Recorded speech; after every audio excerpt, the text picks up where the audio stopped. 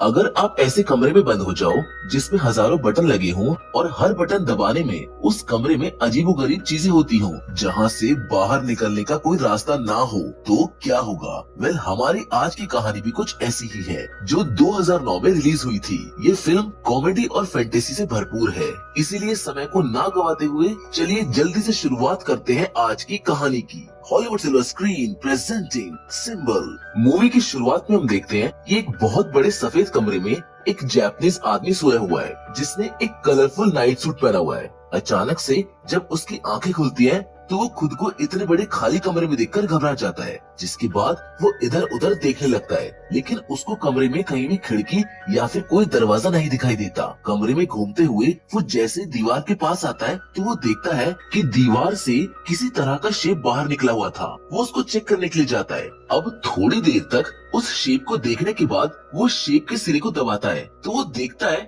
कि पूरे कमरे की दीवार और फ्लोर पर बहुत सारे बेबी एंजल्स बाहर आ जाते हैं, जो उसकी तरफ देखकर ही स्माइल कर रहे होते हैं। लेकिन थोड़ी देर बाद सभी बेबी एंजल्स दीवार के अंदर वापस चले जाते हैं, पर उनके शरीर के आगे का छोटा सा पार्ट दीवार के बाहर रह जाता है। अब जब इस आदमी को पता चलता है कि वो अजीब से दिखने वाली चीज जिसे उसने दबाया था, वो आखिर में बेबी एंजल का मेन पार्ट होता है, तो वो उसको सूंघता है और रोने लगता है। वो मदद के लिए जोर जोर से चिल्लाने लगता है, लेकिन जब उसको कोई जवाब नहीं मिलता, तो वो एक के बाद एक अलग अलग बटन्स को दबाने लगता है। हर एक बटन दबाने से अलग अलग तरह की चीजें कमरे में गिरने लगती हैं, जिसमें टूथब्रश से लेकर गुलदस्ता तक शामिल था। जिसके बाद वो थोड़ा बहुत सोचता है और ये पता लगाता है कि हर एक बटन दबाने से सिर्फ एक पर्टिकुलर तरह की चीज बाहर आती है। वो अपने इस थ्योरी को टेस्ट करने के लिए कंटिन्यूअसली एक बटन को प्रेस करता है, जिससे वहाँ पर चॉपस्टिक्स का ढेर लग जाता है। लेकिन ये मजा थोड़ी देर के लिए ही था, क्योंकि जैसे वो दूसरा बटन प्रेस करता है, तो दीवार से एक शॉपिंग कार्ट आकर जोर से उसके पैरों को हिट करता है, जिसकी वजह से वो दर्द से चिल्लाने लगता है। अब क्यूरियोसिटी से वो एक और बटन को प्रेस करता है, जिससे बटन ट्रांसफॉर्म होकर बच्चे के पिछवाड़े में बदल जाता है, जो उसके मुंह पर गैस रिलीज कर देता है। ऐसे ही अलग अलग बटन प्रेस करते हुए वो कमरे में ढेर सारी चीजों को इकट्ठा कर लेता है। अब वो कुर्सी पर बैठा हुआ बॉल से खेल रहा था, तो बॉल जाकर एक बटन पर लगती है, जिससे सुशी नाम की एक डिलीशियस जापानीज डिश बाहर आती है। तभी वो सुशी को देखकर रियलाइज करता है कि उसको भूख लगी है। जब वो सुशी खाने बैठता है, तो देखता है कि इसके साथ सोया सॉस नहीं है, इसलिए वो चिल्लाकर सोया सॉस मांगता है, लेकिन एज यूजुअल उसको कोई रिस्पॉन्स नहीं मिलता। अब वो सोया सॉस के लिए बार बार सेम बटन दबाता है, लेकिन हर बार सुशी निकलती है।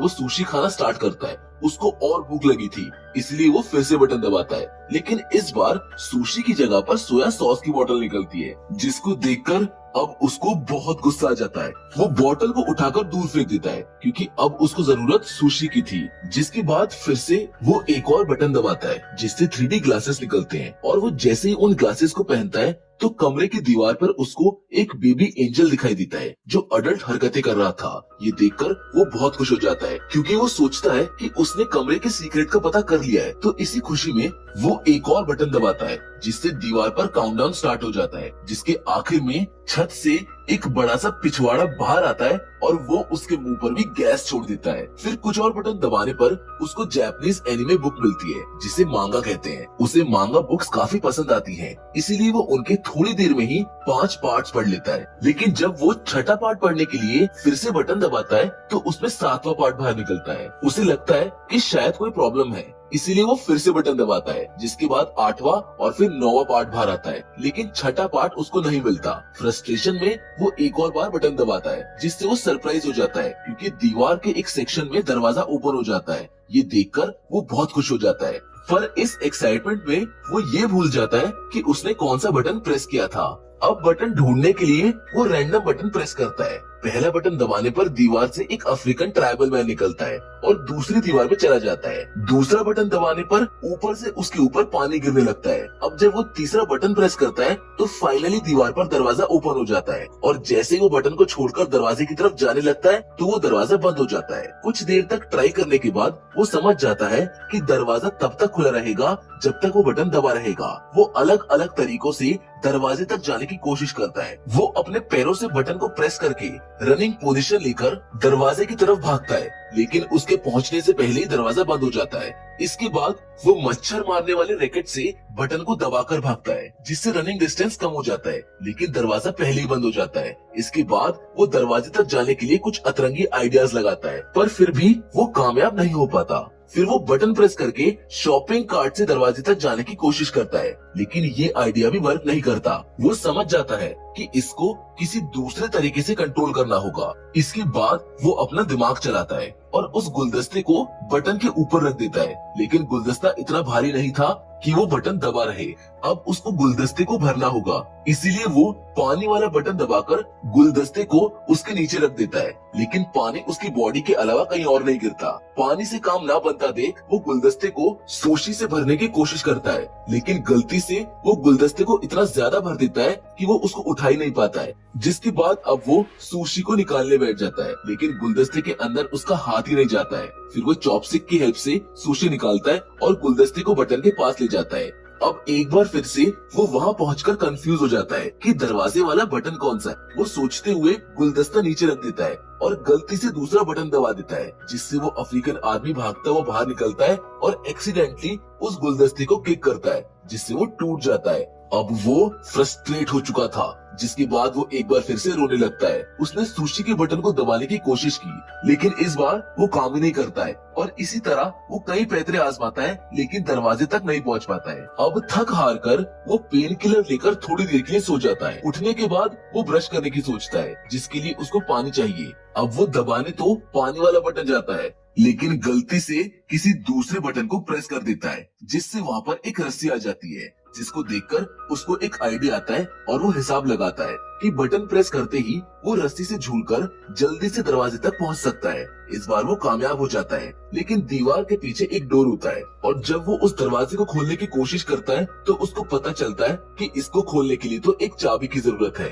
वो फिर से एक बार वापस जाने का फैसला करता है। वो दीवार के बंद होने से पहले कमरे में वापस आ जाता है। कमरे के अंदर आते ही वो गुस्से में दीवार को पैर से हिट करता है कि तभी उसको कमरे के बीचों बीच एक चाबी दिखाई देती है, जो दरवाजे की तरह ही बटन को छोड़ते ही थोड़ी देर में डिसअपियर हो जाती है। अब उसको चाबी वाला बटन ढूंढना है। हर बार की तरह इस बार भी वो गलत बटन प्रेस करता है, जिससे दीवार में से एक कुत्ता बाहर निकलता है, जो उसको देखकर भौंकने लगता है। अब गलत बटन दबाते दबाते उसको सही बटन मिल जाता है, जिससे चाबी दिखने लगती है। वो उस बटन पर सुशी का एक टुकड़ा रख देता है, लेकिन गलती से दूसरा बटन दब जाने पर वो कुत्ता आकर फिर से भौंकने लगता है। अब फाइनली वो सही बटन प्रेस कर देता है, जिसके बाद वो रस्सी से लटकते हुए उस दरवाजे तक जाने की कोशिश करता है, लेकिन वो बीच में गिर जाता है। तभी उसको एक प्लंगर दिखाई देता है। वो रस्सी से लटककर प्लंगर से उस बटन को प्रेस कर देता है और वो चाबी को लेकर दरवाजे तक पहुंचने में कामयाब हो जाता है। लेकिन अब भी उसकी मुसीबतें खत्म नहीं हुई थी, क्योंकि जब वो चाबी से उस दरवाजे को खोलने की कोशिश करता है तो उसको पता चलता है कि ये दरवाजा एक नंबर लॉक से सिक्योर्ड है। ये देखकर अब वो बहुत ज्यादा फ्रस्ट्रेट हो जाता है और फिर से कमरे में जाने का फैसला करता है। दरवाजा बंद होने से पहले वो कमरे में पहुंच जाता है और बाहर निकलते हुए दरवाजा उसके पिछवाड़े पर जोर से लगता है, जिससे उसको गुस्सा आ जाता है। वो गुस्से में उस प्लंगर को सामने वाली दीवार पर फेंकता है, जिससे एक बटन प्रेस हो जाता है और वो अफ्रीकन आदमी फिर से बाहर आता है। लेकिन इस बार वो नोटिस करता है कि उस अफ्रीकन आदमी के फोरहेड पर कुछ नंबर लिखे हुए थे और शायद इस नंबर से वो लॉक ओपन होगा। वो रस्सी की हेल्प से उस दरवाजे तक जाता है और एक एक करके उन नंबर्स को लॉक में एंटर करता है और दरवाजा बंद होने से पहले रूम में वापस आ जाता है। वो 3 बार में उस दरवाजे को खोल देता है, जिसके बाद वो देखता है कि दरवाजा को जाम है, इसीलिए उसे ज्यादा जोर लगाना पड़ता है। तभी उसके पीछे की दीवार का हिस्सा बंद हो जाता है। वहाँ पर दरवाजे को पूरा खुलने की जगह नहीं मिलती है, जिसको देखकर वो परेशान हो जाता है और वहीं पर बैठ जाता है। अब उसको कमरे के अंदर का सेक्शन याद आने लगता है। वो याद करता है कि कमरे में उसके पास बहुत सारी चीजें थी और उसने कमरे में कितना एंजॉय किया, लेकिन अब वो यहाँ से बाहर नहीं जा सकता था। वो ये भी सोचता है कि जब उसके पास इतनी सारी चीजें थी तो उसने उनकी कदर नहीं की। वो सोचता है कि रूम के अंदर कम से कम चलने की जगह तो थी, लेकिन यहाँ पर तो वो एक बॉक्स के अंदर फंस गया है। वो रो रहा होता है कि तभी अचानक बाईं ओर से उसे एक हवा का झोंका महसूस होता है, जहाँ पर उसको एक क्रैक दिखाई देता है, जो एक हिडन दरवाजा है। दरवाजा खोलने पर उसे बाहर निकलने का रास्ता दिखता है। अब वो बहुत सारे सीक्रेट डोर्स को दौड़ता हुआ पार कर रहा था, लेकिन दरवाजे खत्म नहीं हो रहे थे। ऐसा लग रहा था कि मानो वो एक ही जगह पर भाग रहा हो। भागते भागते फाइनली वो एक रूम में पहुंच जाता है, जहाँ थोड़ा अंधेरा होता है। रूम के अंदर आते ही वो दरवाजा बंद हो जाता है। यहाँ तक आते आते उसके बाल बढ़ गए थे और उसके नाइट सूट का रंग भी उड़ गया था, जो पहले कलरफुल हुआ करता था। तभी यहाँ पर बहुत सारे अडल्ट बेबी एंजल्स दिखाई देते हैं, लेकिन वो भी दीवार के अंदर चले जाते हैं और उनकी बॉडी पार्ट्स बटन के रूप में बाहर रह जाते हैं। एक आवाज हमको बताती है कि जिंदगी के इस पड़ाव को प्रैक्टिस कहते हैं। अगले सीन में मेक्सिको के एक शहर में एक छोटे बच्चे एंटोनियो को दिखाया जाता है, जिसकी फैमिली काफी परेशान होती है। उसके पिता, जिनका नाम एस्कर गोट है, वो एक रेसलर होते हैं। आज उनका मैच है, जिस वजह से वो सुबह से ही काफी अजीब सा व्यवहार कर रहा था। तभी उसकी पत्नी कहती है कि शायद आज वो जिससे मैच करने वाला है वो उम्र में उससे यंग है।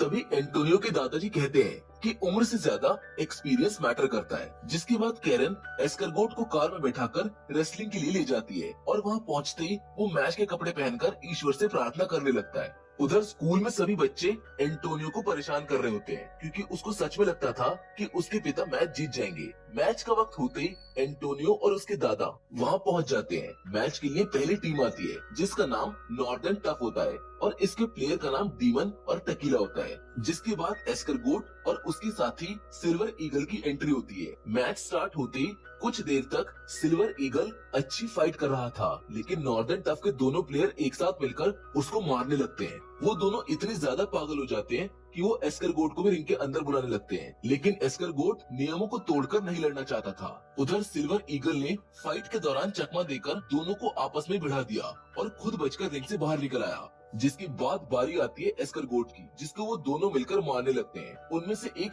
एस्करगोट के सर पर कुर्सी मारने वाला होता है कि तभी कमरे में बंद हुआ जापानीज आदमी क्यूरोसिटी में एक बटन दबा देता है, जिससे एस्करगोट की गर्दन लंबी हो जाती है और उसने दोनों रेसलर को सर से मारकर नॉकआउट कर दिया। अब यहाँ इस रूम में बटन दबाने के बाद कुछ भी ना होता देख वो परेशान हो जाता है और टेंशन में बार बार एक ही बटन को प्रेस करता है, जिससे एस्करगोट अपने साथी सिल्वर ईगल, रेफरी और अपने बेटे एंटोनियो को सर से मारकर नॉकआउट कर देता है। जिसके बाद वो पागलों की तरह अपने सर से घंटी बजाने लगता है। फिर वो जापानीज मैन दूसरा बटन प्रेस करता है, जिसकी वजह से लॉस एंजलिस में कॉन्सर्ट के दौरान एक सिंगर अपनी ऑडियंस पर मुंह से आग बरसाने लगता है। अगला बटन प्रेस करने पर एक रशियन मैजिशियन अपने असिस्टेंट को ही गायब करने में फेल हो जाता है। तीसरा बटन दबाने पर चाइना में एक आदमी अपने कुत्ते पर भौंकने लगता है। थक हार कर अब वो कोई भी बटन प्रेस नहीं करता है, तो वो देखता है कि पिछले कमरे की तरह इस कमरे में छत नहीं है, बल्कि ऊपर से रोशनी आ रही थी जिसमें एंजल्स उड़ रहे थे। इस बार वो बटन प्रेस ही नहीं करता है और उनका सहारा लेकर ऊपर चढ़ने की कोशिश करता है।